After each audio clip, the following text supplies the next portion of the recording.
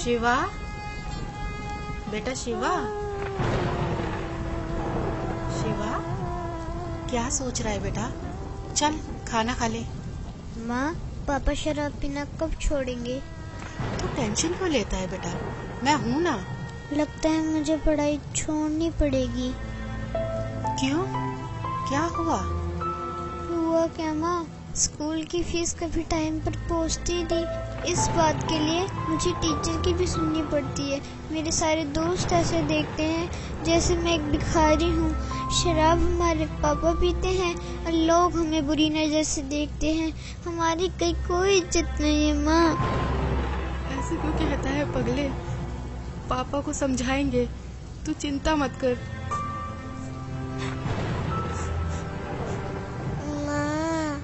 आज मैम ने बोला है 2 दिन के अंदर अगर मेरी फीस जमा नहीं हुई ना तो मैम ना क्लास में बैठने देंगी और ना एग्जाम में।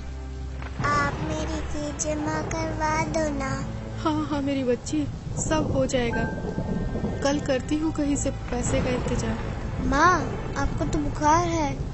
अरे कुछ नहीं, वो खाना बनाया था ना तो आग की तपन से शरीर गर्म हो गया। आओ खाना खा लो।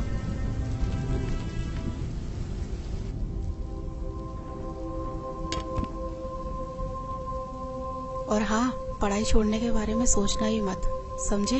वरना जिंदगी नर्क से बदतर हो जाएगी। करती हूँ तेरे पापा से बात। देख रहा है ना मुझे? अगर उस जमाने पे पढ़ाई पे ध्यान दिया होता तो आज तेरे पापा के साथ रहने के बजाय अलग कमा के खा रहे होते।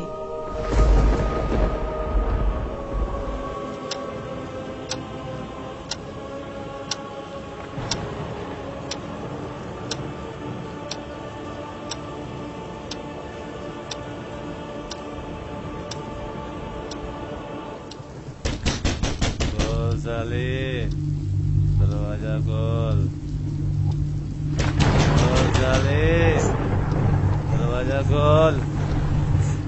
अबे कहाँ मर गई साले? खोल साले। इनका तो रोज रोज का ड्रामा हो गया। आज तो दरवाजा खोलूंगी ही नहीं। खोलने को तोड़ दूंगा इसको। खोल साले, दरवाजा खोल। अबे तोड़ दूंगा इसको साले, दरवाजा खोल। कहाँ मर गई साले?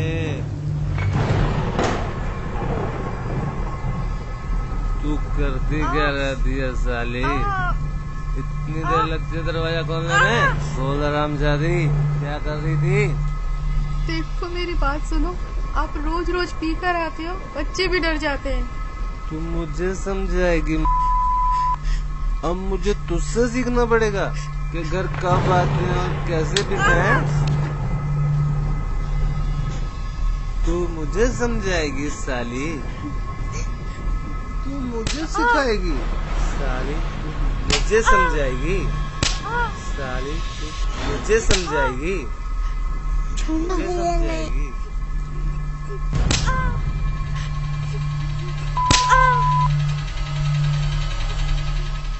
मुझे समझाएगी? पापा मत मारो ना माँ को, पहले से बीमार है।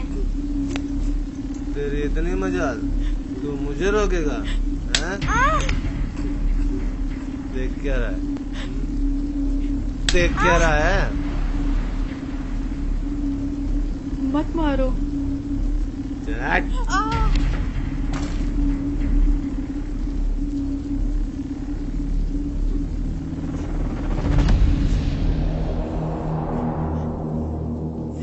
तू मुझे मारेगा साले? मैं भी देखता हूँ तेरी माँ ने तुझे कितना दूध पिलाया।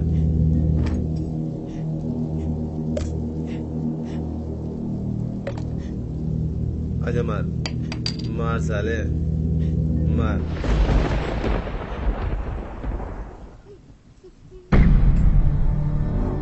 तुम सबको देख लूंगा मैं।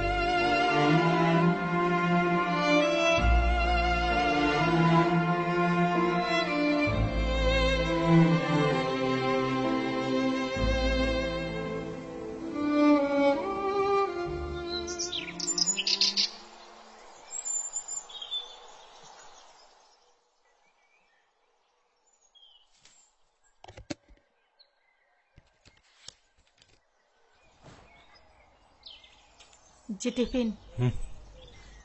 सुनो,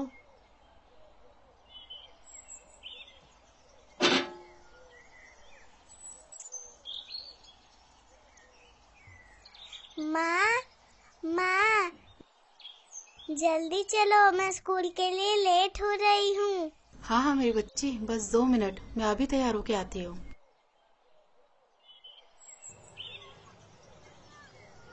शिवा बेटा, तू आराम कर, मैं राधिका को स्कूल छोड़ के आती हूँ। ठीक है माँ।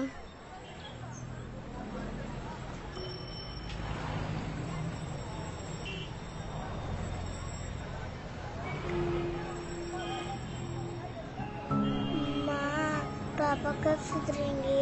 उन्होंने रात में भैया को बहुत मारा था ना।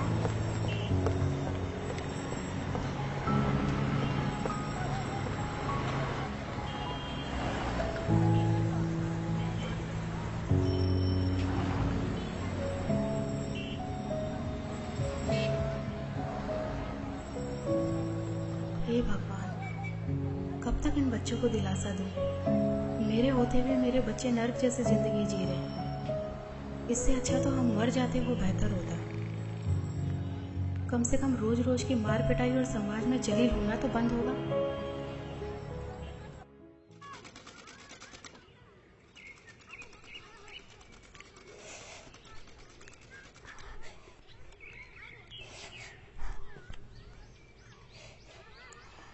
अरे मैं बोल रही थी ना कि मैं लगा देती हूँ।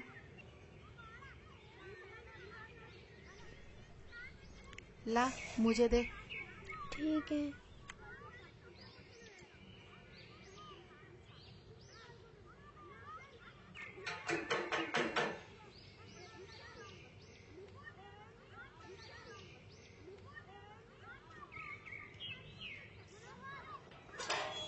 अरे नीलम दीदी, आइए आइए।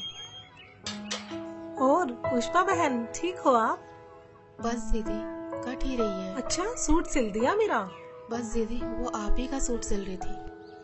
अरे शिवा बेटा स्कूल नहीं गए आज? आंटी अरे वो कुछ नहीं, इसकी तबीयत खराब थी ना, तो इसलिए आज इसकी छुट्टी करा दी। अच्छा अच्छा पुष्पा, कल भाई साहब फिर शराब पी के आए थे क्या? रात को अब सबके चिल्लाने की आवाजें हमारे घर तक जा रही थी। क्या करे दीदी, पिछले जन्मों में कुछ पाप किए हुए हैं तो वो इस जन्म में भोगने ही पड़ेंगे। नहीं पुष्पा बहन, ऐसा नहीं है। मैंने आपको कितनी बार समझाया है, पूर्ण परमात्मा पाप कर्म दंड का भी नाश कर देते हैं। यहाँ तो पाप कर्म भोगते भोगते जिंदगी का ही नाश हो गया है, बस अब और नहीं। क्या मतलब? मतलब क्या है दीदी, इन्होंने सुधरना तो है नहीं, निकल जाऊंगी अपने बच्चों को लेकर, और क्या। कैसी बातें कर रही हो? ये तो समस्याओं का हल निकालने के बजाय उनसे दूर भागना हुआ। जब से इनके बिजनेस में घाटा हुआ है, इन्होंने तो घर का पूरा हुलिया ही बदल दिया है। रोज डेली शराब पीकर आते हैं और सारा गुस्सा हम पर उतारते हैं। हल निकालते निकालते मैं थक चुकी हूँ, बस अब और नहीं सह सकती। मेरे पास अब 2 ही रास्ते बचे हैं, या तो घर छोड़ के चली जाओ, नहीं तो फिर मैं आत्महत्या कर लूं। नहीं पुष्पा, ये बिल्कुल गलत है, और आत्महत्या तो महापाप है। पुष्पा, अगर इस नरक भरी जिंदगी से निकलना चाहती हो तो उसका एक ही रास्ता है, जिसके बारे में मैं तुम्हें बार बार समझाती हूँ। तुम बस एक बार संत रामपाल जी महाराज जी से नाम दीक्षा ले लो, फिर देखना तुम्हारा जीवन कितना सुखमय हो जाएगा। एक सच्चे संत के पास हर समस्याओं का समाधान होता है। अच्छा मजाक करती हो दीदी, भला नाम दीक्षा लेने से भी इनका कुछ हो सकता है क्या? कितनी तो हमने झाड़ फूक करवा ली, कितने इनको नशा मुक्ति केंद्र में भेज लिया, और ना जाने कितनी इनको दवाइयाँ मैंने खाने में मिला कर दी, पर इनका नशा नहीं छूटा। और हाँ, आप बोल रहे हो कि गुरु बनाकर भक्ति करने से सब ठीक हो जाएगा, तो आपको बता दूं कि हमने काफी गुरु बनाकर भी देखे हैं, पर इनका नशा छूटने के बजाय और बढ़ गया है। तो इन गुरुओं से भी कोई फायदा नहीं है। हाँ, बिल्कुल सही कह रही हो पुष्पा बहन, लेकिन मैंने कहा ना, एक सच्चे संत से ही नाम दीक्षा लो, क्योंकि एक सच्चा संत आपके सभी दुखों को दूर कर सकता है। और संत रामपाल जी महाराज जी तो पूरे विश्व में एकमात्र ऐसे संत हैं जो शास्त्रों के अनुसार सत्य भक्ति बता रहे हैं, जिसके करने से राक्षस भी देवता बन जाते हैं। दीदी, मैं पहले से ही दुखी हूँ।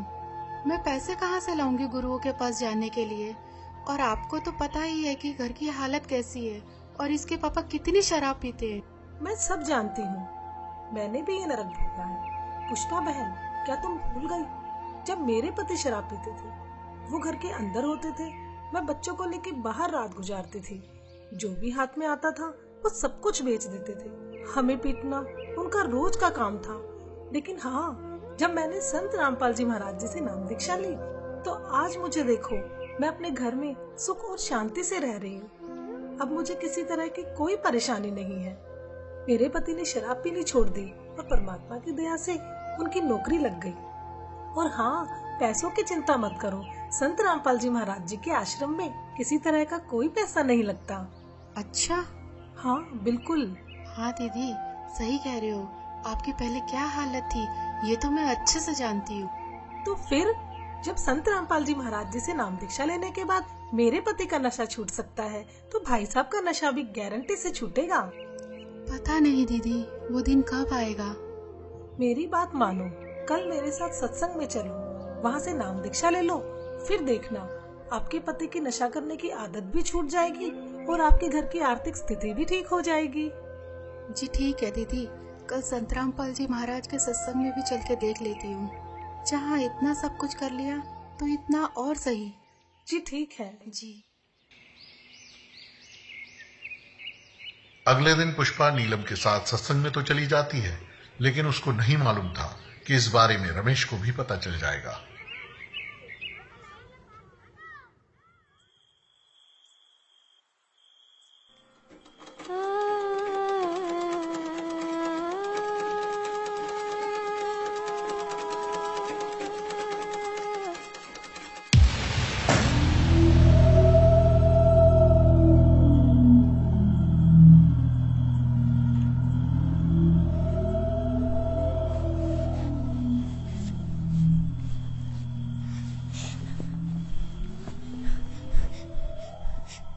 क्यों री, बहुत शौक चढ़ाते हो सत्संग में जाने का? मुझसे पूछे बगैर तेरी हिम्मत कैसी हुई घर से बाहर जाने की? हैं? कोई और जगह नहीं मिली पूरी दुनिया में? सत्संग में जाती है साली, सत्संग के बहाने कहाँ जाती है? आप जैसा शराबी कबाबी कभी नहीं समझ सकता सत्संग की कीमत को। दूर रहो मुझसे। अपना जीवन तो बर्बाद कर रखा है और हम भक्ति करें ये भी नहीं देखा जाता आप। मुझे पता है क्या होता है तेरे सत्संग में। बकवास करने जाती है तू वहाँ।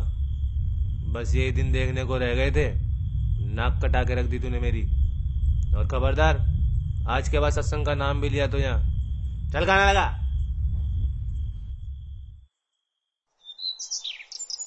रमेश सत्संग को बहुत बुरी जगह मानता था, लेकिन कुछ दिन बाद जब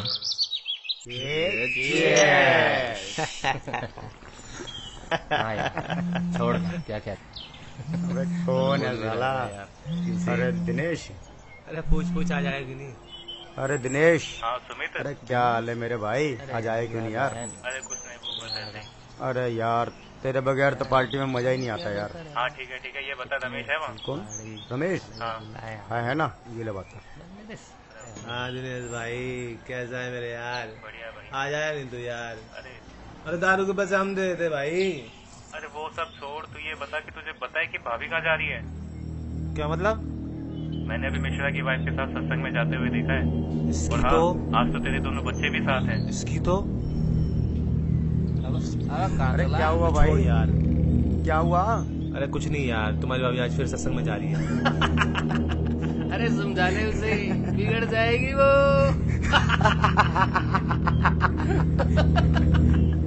हाँ भाई छोड़ यार, आकर बात करते हैं। अपने दोस्तों के सामने हुई इस बेइज्जती को रमेश सहन नहीं कर सका और गुस्से में आग बबूला होकर वहां से निकल गया।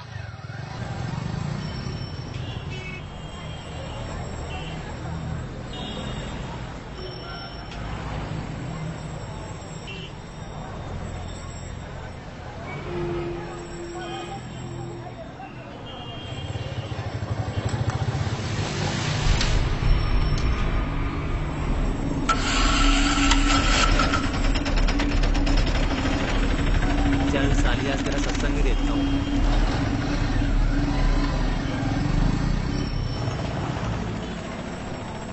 पुष्पा, बहुत अच्छा किया, इन बच्चों को भी ले आए। इन बच्चों को बचपन से ही परमात्मा की सही भक्ति का ज्ञान हो जाएगा। हाँ, आज छुट्टी थी ना इनकी, और इनके पापा भी सुबह सुबह कहीं अपने दोस्तों के साथ निकल गए, तो सोचा इन बच्चों को भी साथ ले चलो। बहुत अच्छा किया।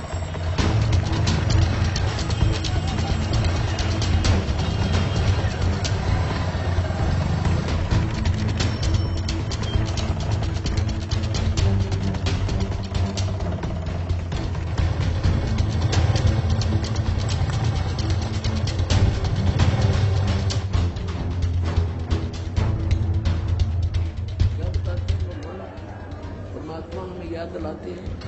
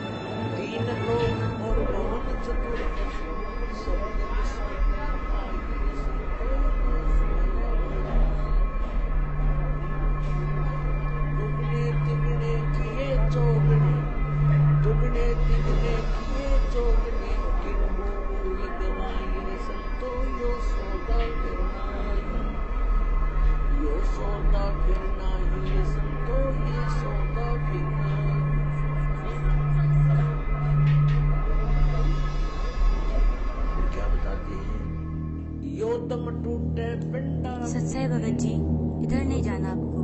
क्यों? क्योंकि ये बहनों का पंडाल है, उधर बैठ के भाइयों वाले पंडाल में सत्संग सुन लीजिए। उस दरगाह में मार पड़ेगी, उस दरगाह में मार। आश्रम में सभी को सत्संग सुनते हुए देखकर रमेश भी उन्हीं के बीच शांति से बैठ जाता है। मदरा पीवे कड़वा पानी, 17 जन्म समान के जानी।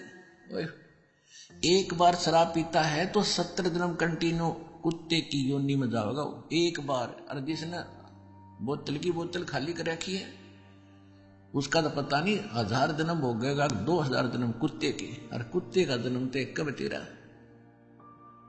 अब तो अफलातून पी के घुटी ला के शराब की और टिट्टी पाक जाए और पत्नी रोवा खड़ी खड़ी कि ये रोटी खा लेना मरेगा।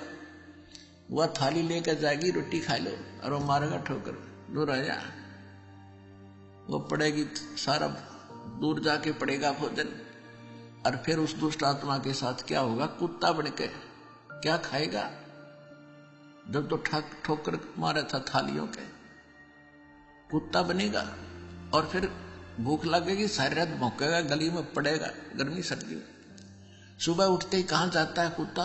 रसोई में। मैं कहा उसने भोजन की, ऐसे ऐसे कर कर सीधा जाएगा जैसे कोई टोकनी है, कोई नहीं, कोई भूख लग रही, डट्टा जाना। अब वहां रसोई में अब कौन पढ़ दे उसको, मूर्ख को? कोई देख लेगा घर का सदस्य, पहले उसको करेगा तो पर वो कानों पर घटाड़ा करे, भूख लग रही जोर की, सीधा ही चल पड़ता वो।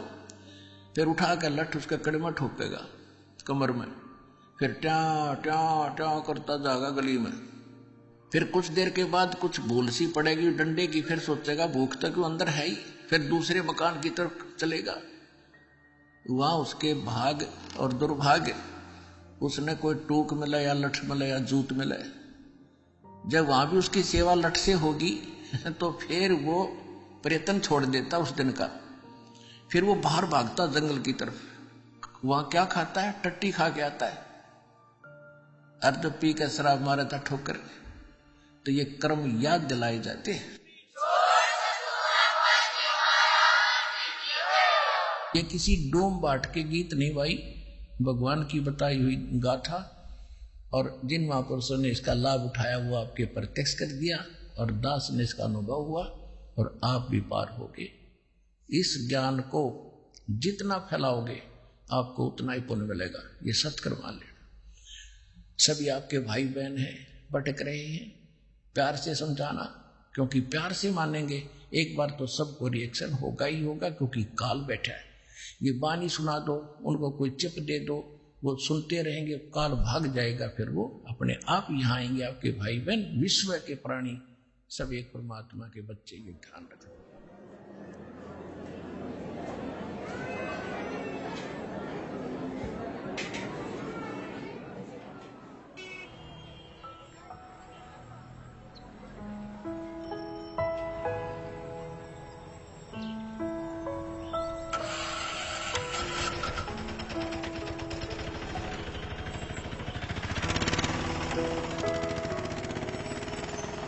और राधिका बेटा, आपको सत्संग में जाना कैसा लगा? मुझे तो बहुत अच्छा लगा आंटी। और शिवा बेटा, आपको कैसा लगा?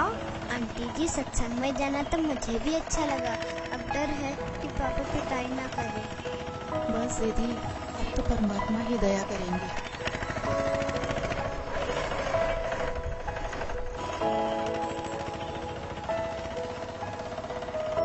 अच्छा पुष्पा, चिंता मत करना, सत साहेब जी। अच्छा बच्चों, सत साहेब।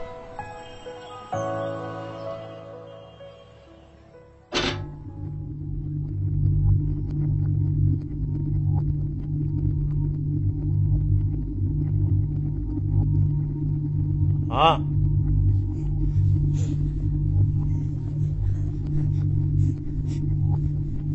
कहाँ गए थे तुम? जी वो यहीं बस वो चुप कर।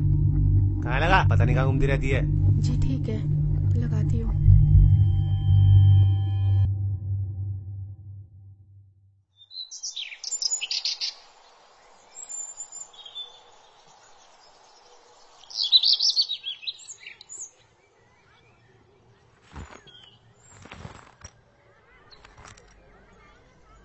चलता हूँ।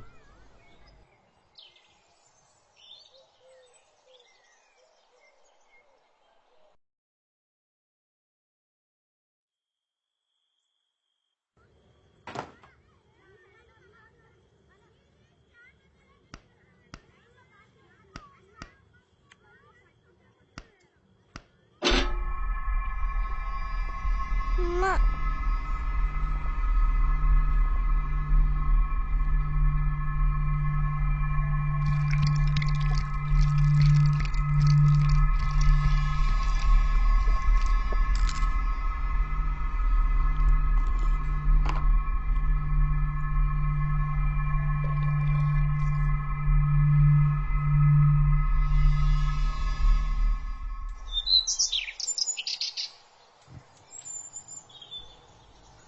हाँ, टिफिन रेडी हुआ क्या?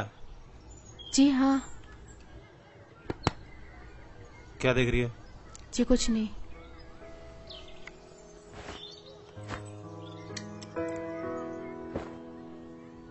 बच्चों की जमा कराई क्या? जी नहीं, वो अभी नहीं। ये ले पैसे, बच्चों की जमा करा दियो।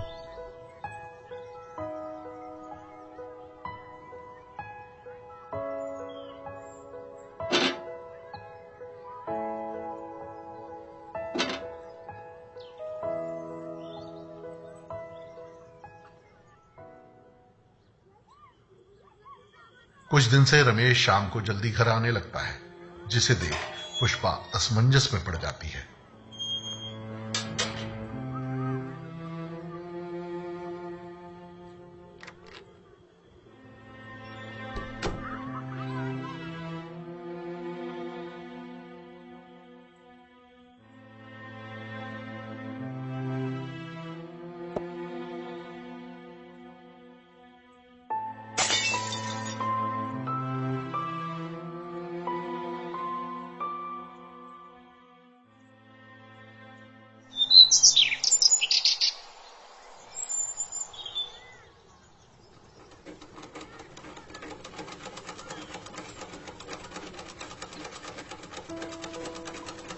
माँ, पापा आजकल दारू घर पर लाकर क्यों पीने लगे?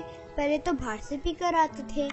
अरे सही तो है, पहले बाहर से पी के आते थे तो कभी किसी के साथ लड़ाई झगड़ा कराते, कभी किसी के साथ।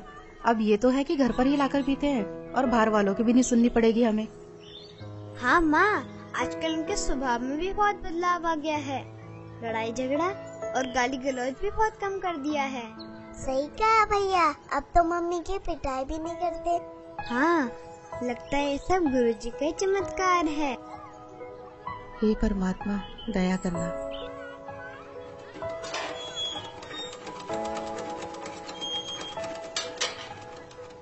अरे नीलम दीदी, आइए आइए। और पुष्पा, कैसी हो? बस दीदी, मालिक की दया है। अच्छा पुष्पा, मैं ये बताने आई थी, कल सत्संग है आश्रम में, क्या आप चलोगे? नहीं दीदी, कल तो इनके पापा की छुट्टी है, तो नहीं हो पाएगा। कोई नहीं। हाँ, अगर पिछली बार की तरह इनका बाहर जाना हुआ तो चल पड़ेंगे। जी मालिक ही दया करेंगे। अच्छा बहन, चलती हूँ। सत साहेब। सत साहेब।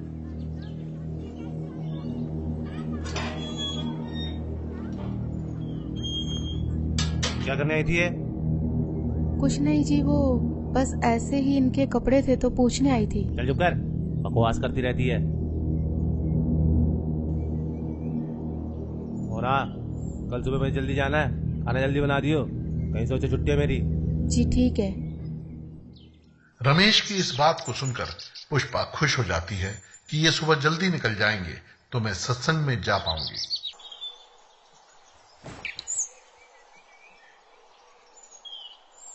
अच्छा ठीक है, मैं जा रहा हूँ। ठीक है जी।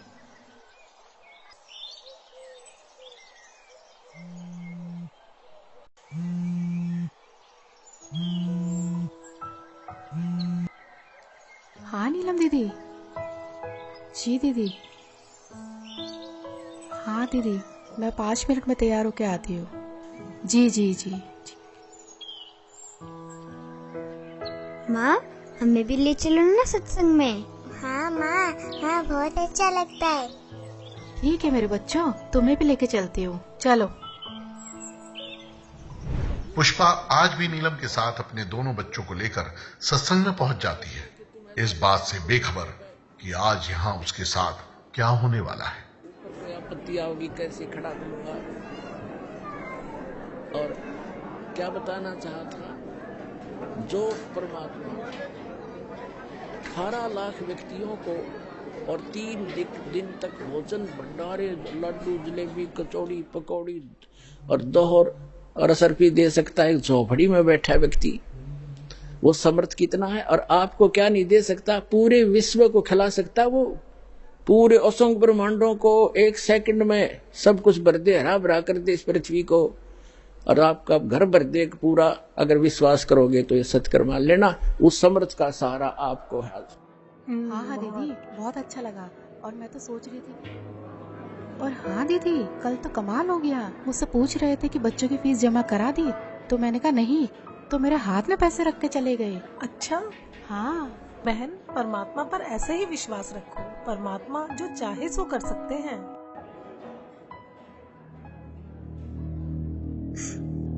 पापा। पापा। माँ। हाँ बेटा। पापा। जाओ। नहीं दीदी, मैं नहीं जाओ जाऊँ। जाओ जाओ। ठीक है, जाती हूँ।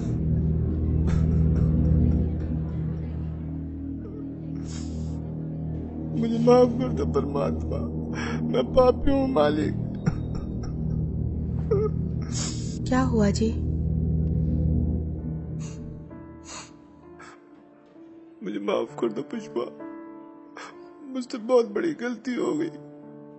मुझे नहीं पता था मैं क्या कर रहा हूँ, लेकिन आज ये सत्संग सुन के मेरी अंतरात्मा जाग उठी है। मुझे गिलानी हो रही है अपने कुकर्मों की। मुझे माफ कर दो पुष्पा। कोई नहीं, आप रोइए मत।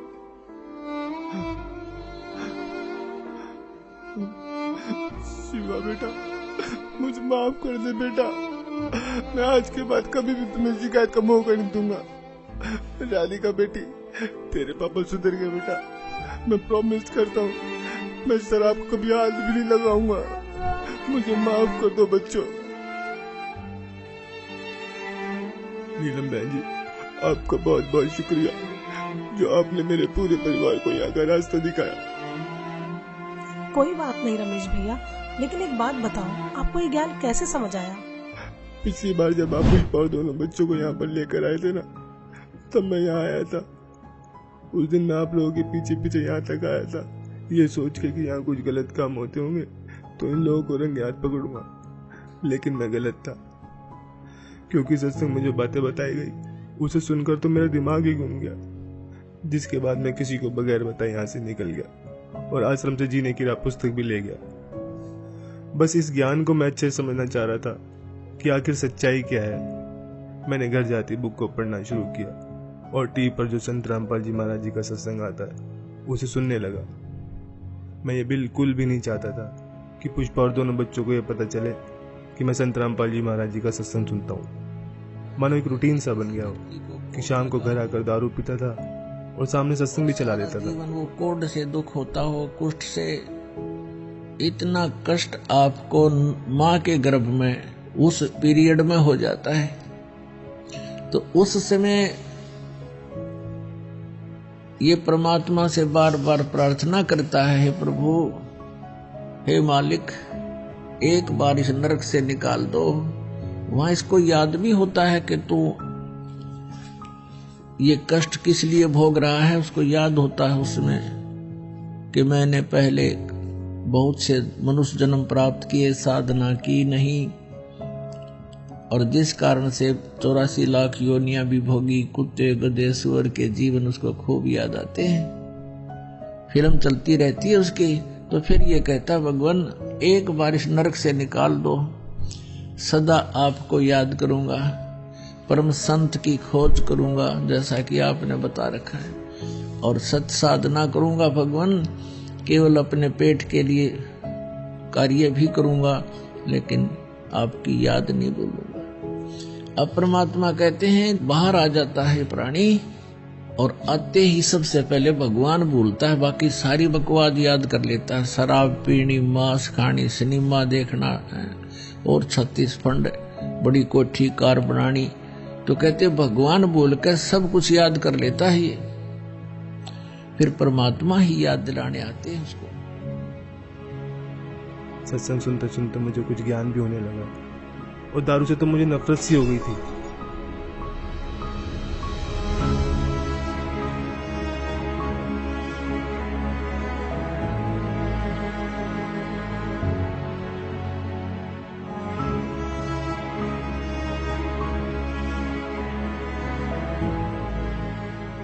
और फिर कल जब आप घर पर आए, पुष्पा से सत्संग में चलने के लिए पूछ रहे थे ना, तब मैंने आप दोनों की सारी बातें सुन ली थी।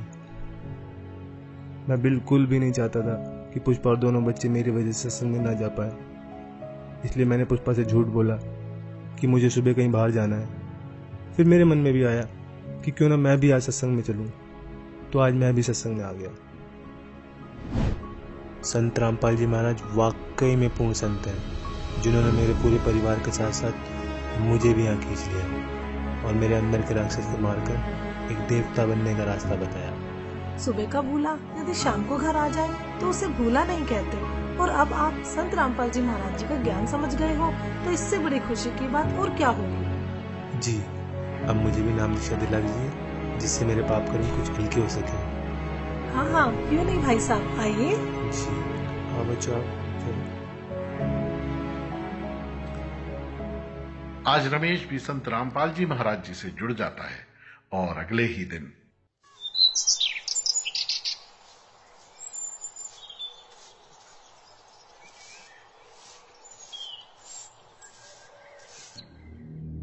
ये क्या कर रहे हो आप? कल तो आप कह रहे थे कि आज के बाद शराब नहीं पीऊंगा।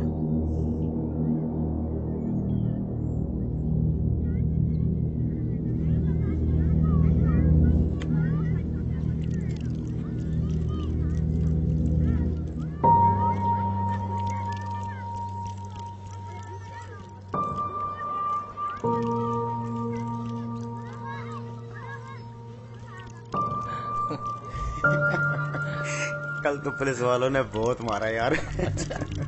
अबे देख देख। अबे रमेश, ये क्या कर रहा है यार तू? पागल हो गया है क्या? क्यों? अबे इतनी महंगी दारू तू नाली में गिरा रहा है।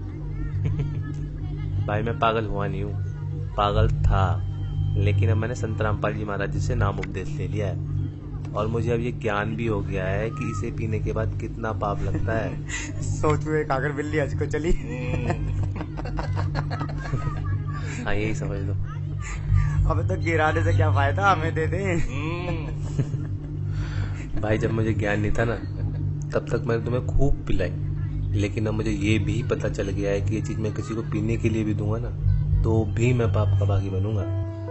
तो ये जहर मैं अब किसी को भी नहीं दे सकता। चल यार ये तो बाबा बन गया है। अंकल जी यही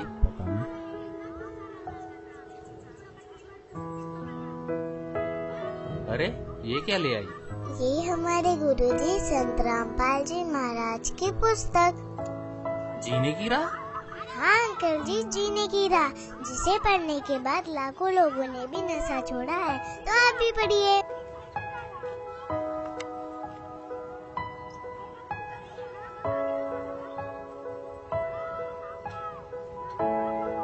हाँ राधिका बेटा, आपने बोला है तो हम जरूर पढ़ेंगे। अच्छा तो बोलो फिर। बंदी छोड़ सतगुरु रामपाल जी महाराज की जय हो।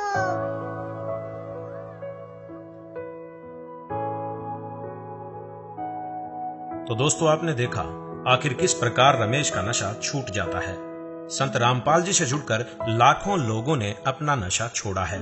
संत रामपाल जी ही पूरे विश्व में एकमात्र ऐसे संत हैं जिनके लाखों फॉलोअर्स हैं, जिनमें से कोई भी नशे पते को हाथ तक नहीं लगाता।